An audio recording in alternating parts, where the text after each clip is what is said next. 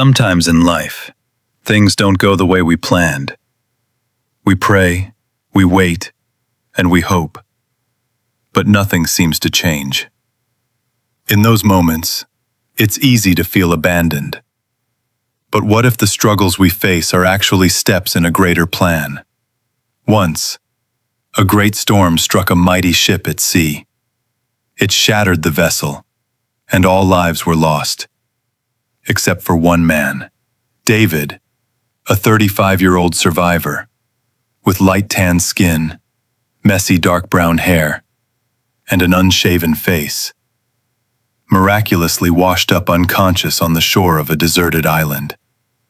When he woke up, he was weak, bruised, and barefoot.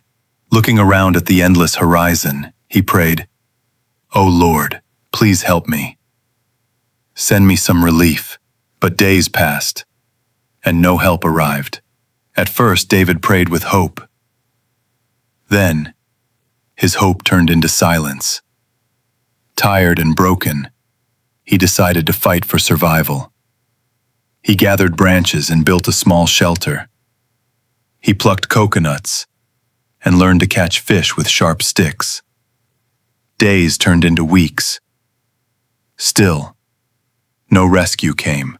Nearly 20 days later, David's shelter became a little hut made of wood and palm leaves.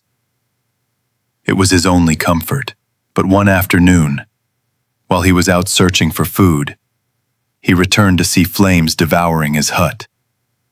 His only shelter, destroyed, collapsing to his knees, with tears in his tired eyes. David cried out, "God, I begged for your help and you didn't answer. And now, you've taken away the only thing I had left. Why are you so cruel?" That night, under the stars, he wept and eventually fell asleep in despair. The next morning, David awoke to the sound of voices and horns. Shocked, he opened his eyes and saw a massive ship anchored near the shore. Rushing to the water, David was pulled aboard.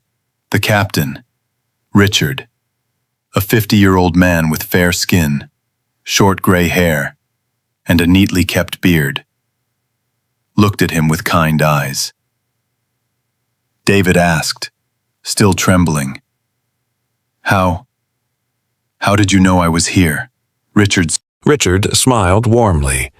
"We saw your signal fire rising from the island. We knew someone needed help in that moment." David froze. The fire that destroyed his shelter was the very signal that saved his life. He bowed his head in shame and whispered, "Forgive me, Lord. Your plan was greater than mine." In our lives, when we face hardships, our faith may falter. We complain, we lose patience, and we fail to see the hidden wisdom. But remember, before one door closes, another is being prepared. Trust the plan. Never lose hope.